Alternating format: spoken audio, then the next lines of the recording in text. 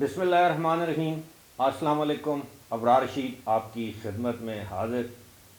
3-4 دن پہلے میں نے ایک ویڈیو بنائی تھی جس میں میں نے آپ کو بتایا تھا کہ جو ہی حکومت پاکستان میں غیر قانونی طور پر مقیم افغان باشندوں کے خلاف کوئی کارروائی آپریشن شروع کرے گی تو پاکستان میں کچھ ایسے صحافی، کچھ ایسے اینکر، کچھ انسانی حقوق کے وہ علمبردار آپ کو نظر آئیں گے اپنے ٹاک شوز میں، اپنے ٹویٹس میں، اپنے سوشل میڈیا پروگرام پر کہ افغانیوں کے ساتھ ایسا برتاؤ نہ کیا جائے۔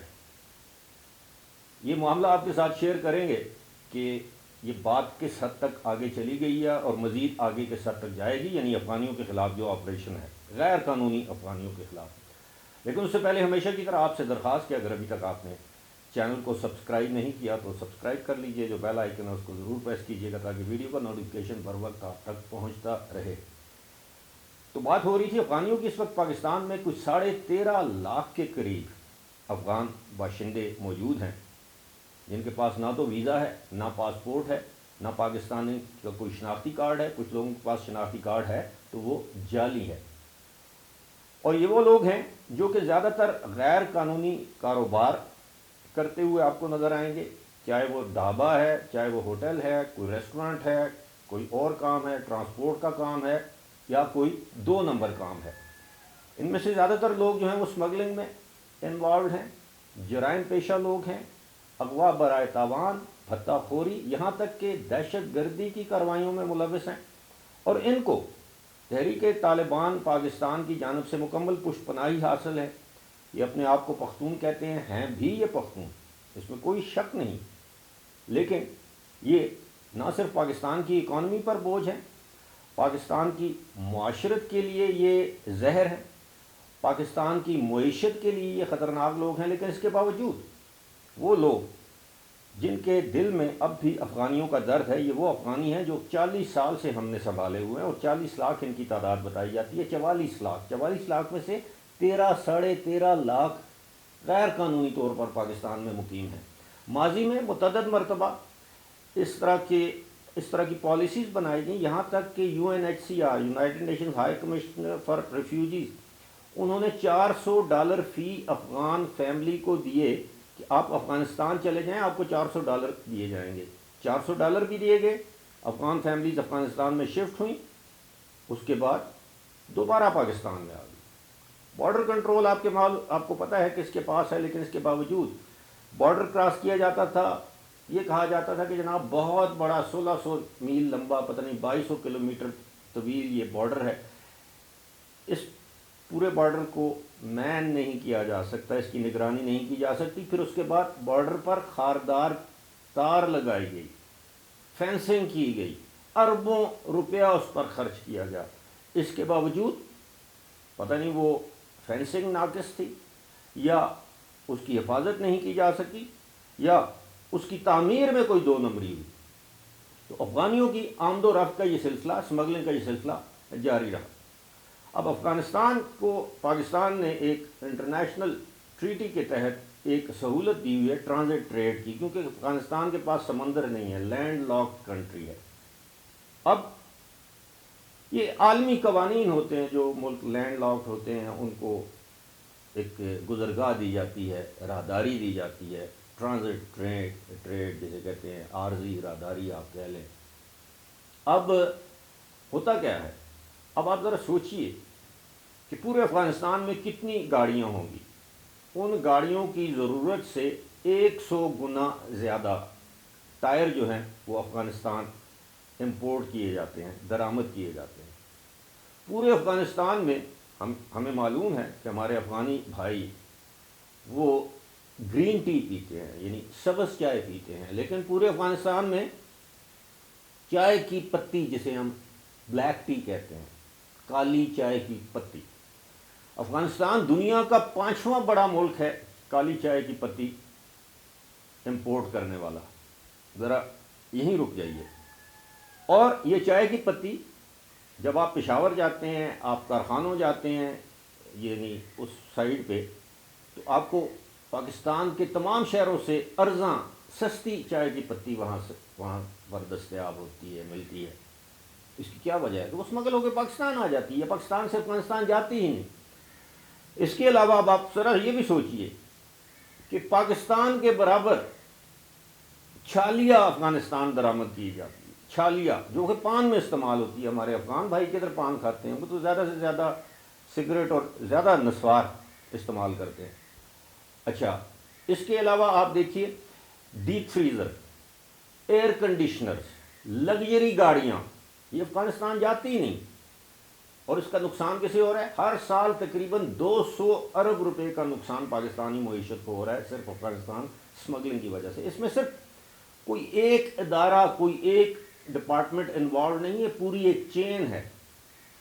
خاصہ دار، لیویز، کسٹم، ایف آئی اے، اور یقیناً بارڈر پر سیکیورٹی پر معمور. اور یہی وجہ ہے کہ حال ہی میں آرمی چیف کو ایک بیان دینا پڑا یا ایک فیصلہ کرنا پڑا کہ جناب، جس کا اظہار کیا نگراں وزیر داخلہ سرفراز بگٹی نے اپنی پریس کانفرنس میں، کہ اب جو سیکیورٹی فورسز کے جو اہلکار ملوث پائے گئے ماضی میں بھی اور ابھی بھی، ان کا کورٹ مارشل کیا جائے گا.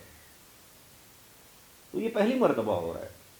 اور آپ دیکھیں کہ صرف ایک فیصلے کی وجہ سے، یعنی ڈالر کی اسمگلنگ، چینی کی ذخیرہ اندوزی، ایران سے اسمگلنگ پر پابندی، افغانستان ڈالر کی اسمگلنگ پر پابندی، اور ڈالر کا ریٹ 332 روپے سے آج 283 ہے. میں آپ کو اپنے تجربے کی بنیاد پر یہ کہہ رہا ہوں کہ گزشتہ روز کسی ایک جاننے والے کو ڈالر چاہیے تھے، تو ایک شخص نے کہا جی کہ اگر آپ رسید والا کام نہ کریں، شناختی کارڈ وغیرہ والا کام نہ کریں، تو میں آپ کو 280 روپے پر ڈالر دینے کو تیار ہوں. یہ حالت ہو گئی ہے، اور یہ 250 تک آئے گا. بات ہو رہی تھی افغانیوں کی. اب یہ جو ہمارے افغان ہیں، یہ جو غیر قانونی طور پر مقیم ہیں، ان کے بارے میں کہا جاتا ہے کہ یہ بڑا مشکل کام ہے. دیکھیں، مشکل کام تو کوئی بھی اس طرح کا قدم اٹھائیں گے، لیکن سب سے پہلے آپ دیکھیے کہ یہ گزشتہ دور حکومت میں بڑی تعداد میں جب ٹی ٹی پی کے لوگوں کو پاکستان آ کر آباد ہونے کی اجازت دی گئی، تو اس میں بہت سے افغانی بھی یہاں پر ہیں. حکومت، اس وقت کی حکومت نے اپنی ایک پالیسی کے تحت آنکھیں بند کر رکھی تھی. اور آج پاکستان کے تمام بڑے شہروں میں، جس میں کراچی شامل ہے، لاہور شامل ہے، راولپنڈی، اسلام آباد، دیگر جو بڑے شہر ہیں، پشاور آف کورس، اور دیگر جو جگہ، کسٹم نان پیڈ گاڑیاں ان کے پاس، اس کا کاروبار یہ کرتے ہیں، اسلحے کا کاروبار یہ کرتے ہیں. میں یہ نہیں کہہ رہا کہ تمام افغانی، وہ جو غیر قانونی طور پر مقیم ہیں. اب کچھ افغانی ہیں جو، اچھا پھر یہ بھی کہا جاتا، کچھ افغانی ہیں جو ایک طویل عرصے سے پاکستان میں رہیں. اب دیکھیں، جو پوری دنیا میں ایک قانون ہے، جو پناہ گزینوں کا قانون ہے، مہاجرین جنہیں ہم کہہ سکتے ہیں، ان کا جو قانون ہے، وہ یہ ہے کہ آپ جس کو پناہ دیتے ہیں اس کو محدود کر دیتے ہیں ان کیمپس میں. بے شمار کیمپ تھے ہمارے خیبر پختونخوا میں، بلوچستان میں، لیکن کتنے افغانی ہیں جو ان کیمپوں میں رہتے ہیں؟ شاید 5% بھی نہیں رہتے. تو یہ سرایت کر گئے ہیں، منگل کر گئے ہیں ہماری سوسائٹی کے اندر. اب انہوں نے رشتے کر لیے ہیں، رشتے دے دیے ہیں یہاں پر. تو یہ کوئی بری بات نہیں ہے. اب آپ اندازہ کیجئے کہ کیا آپ سوچ سکتے ہیں کہ آپ بغیر کسی ویزے کے، بغیر پاسپورٹ کے، یہ جن کو ہم برادر عرب ممالک کہتے ہیں، سعودی عرب ہے، یو اے ای ہے، قطر ہے، عمان ہے، کویت ہے، یہ جتنے بھی بحرین ہیں، کیا آپ ان ممالک میں بغیر ویزے کے، بغیر پاسپورٹ کے، یا کسی ایک چھوٹے سے کاغذ پہ وزارت داخلہ یا وزارت خارجہ کے کاغذ پر سفر کر سکتے ہیں؟ ہرگز نہیں. پوری دنیا میں قوانین ہیں. پاکستان، وہ انہوں نے پتہ نہیں، سمجھ نہیں آتی ہماری کیا پالیسی. اور یہ جو افغان جو ایشو ہے، گزشتہ روز میں دیکھ رہا تھا، ہمارے سینئر ہیں حامد میر جیو میں، ان کا ایک ٹویٹ تھا کہ علامہ اقبال نے افغانستان کو ایشیا کا دل کہا ہوا ہے، سینٹرل ایشیا کا، اور پتہ نہیں ایشیا کا، اس خطے کا، اور ہم کیوں اس دل میں پاکستان کے لیے نفرت پیدا کر رہے ہیں. تو میں نے اس ٹویٹ کے جواب میں نے لکھا کہ حامد میر صاحب، مجھے یہ بتائیں کہ اس دل میں پاکستان یا پاکستانیوں کے لیے محبت کب تھی؟ اس دل میں تو ہمیشہ سے پاکستانیوں کے لیے نفرت رہی ہے. یہ ہم انہیں ہمیشہ گلے لگاتے رہے ہیں. وہ تو پاکستان کا جب قیام عمل میں آیا تو Afghanistan was the first Islamic country that opposed the creation of Pakistan, جس نے پاکستان کو تسلیم نہیں کیا. لیکن ہم ہر وقت افغانیوں کی محبت میں دم بھرتے ہیں. میں یہ نہیں کہہ رہا کہ ہم نفرت کریں. دیکھیں دنیا میں جتنے بھی تعلقات ہوتے ہیں دو ممالک کے مابین، وہ آپ کے باہمی مفادات پر مبنی ہوتے ہیں، آپ کی ریاست کے مفادات پر مبنی ہونے چاہیے. چین سے ہمارے تعلقات ہیں، لیکن اس پر قومی سلامتی کو آپ داؤ پر نہیں لگا سکتے، یا کسی اور برادر. اور اسی طرح وہ لوگ بھی یہ کرتے ہیں.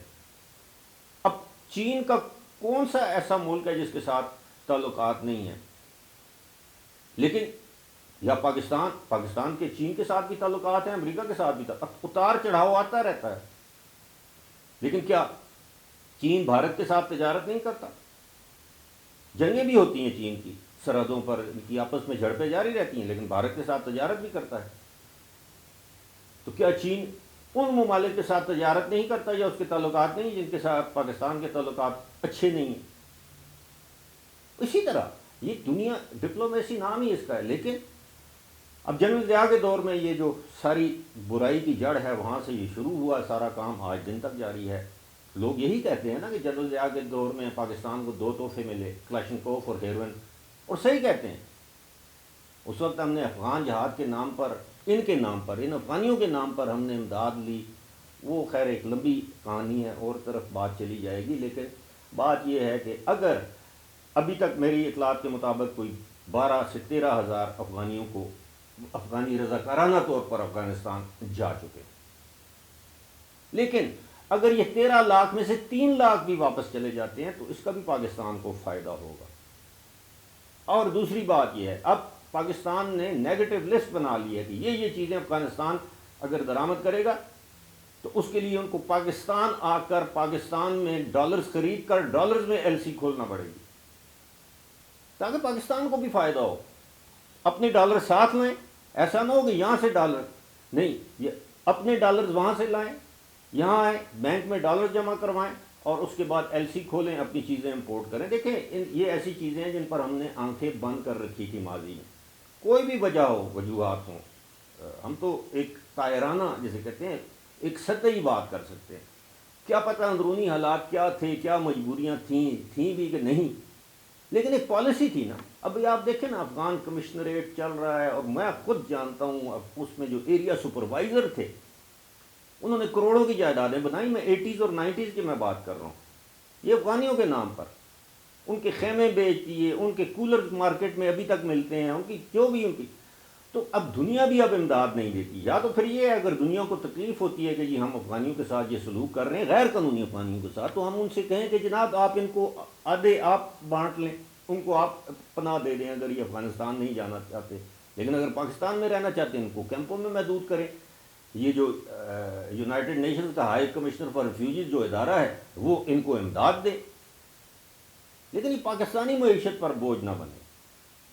تو بات وہی ہے کہ ہماری کسی افغان کے ساتھ کوئی دشمنی نہیں ہے.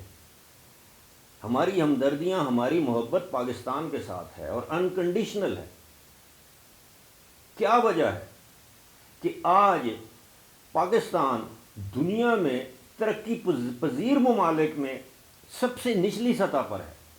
کہنے کو تو ہم ایٹمی طاقت ہے، لیکن آپ اندازہ کیجئے لوگ 2 وقت کی روٹی جو ہے وہ ان کے لیے مشکل ہو گئی ہے، ناممکن اگر نہیں. تو یہ ایسی چیزیں ہیں جس پر میں سمجھتا ہوں، ذاتی طور پر میں سمجھتا ہوں ونس اینڈ فار آل ایک جامع پالیسی بنائی جائے تمام سیاسی جماعتوں کو اکٹھا کر کے کہ جی this is our Afghan policy, zero tolerance for illegal. صرف افغان ہی نہیں، اور بھی ملکوں کے جو انلیگل جو یہاں پہ امیگرنٹس ہیں ان کے خلاف. پوری دنیا اس طرح کرتی ہے. ایمنیسٹی دیں. یہ یو اے ای والے ہر 2 سال بعد ایمنیسٹی دیتے ہیں جو غیر قانونی طور پر وہاں پر مقیم ہے، کوئی پوچھ گچھ نہیں ہوگی، نکل جائیں فلاں تاریخ تک. اس کے بعد پھر ان کو پکڑ کے جیل میں ڈال دیتے ہیں. پوری دنیا میں یہ قانون ہے. امریکہ جیسے ملک میں، کینیڈا میں، برطانیہ سے آئے روز لوگوں کو ڈپورٹ کیا جاتا ہے. وہاں تو انسانی حقوق کی خلاف ورزیاں نہیں ہوتی. جس شخص کو وہ پکڑتے ہیں سڑکوں پر دیکھتے ہیں کہ جی اس کے پاس ڈاکومنٹس نہیں ہیں، ٹریول ڈاکومنٹس نہیں ہیں، ویزا نہیں ہے، وہ غیر قانونی طور پر وہاں پر مقیم ہے، پہلے اس کو جیل میں ڈالتے ہیں، ہوم آفس سے کاغذ لیتے ہیں، جہاز میں بٹھاتے ہیں، اس ملک میں بھجوا دیتے ہیں. لیکن ہمارا معذرت خانہ رویہ، بس یہ انسانی حقوق کے چیمپئن ہیں اور ہمارے انسانی حقوق ادھر ہی آتے ہیں جناب جدھر اپنا مفاد ہو، کہ جی ہماری عالمی سطح پر واہ واہ ہو جائے گی، ہم افغانیوں کا کی ہمدردی کا دم بھریں گے۔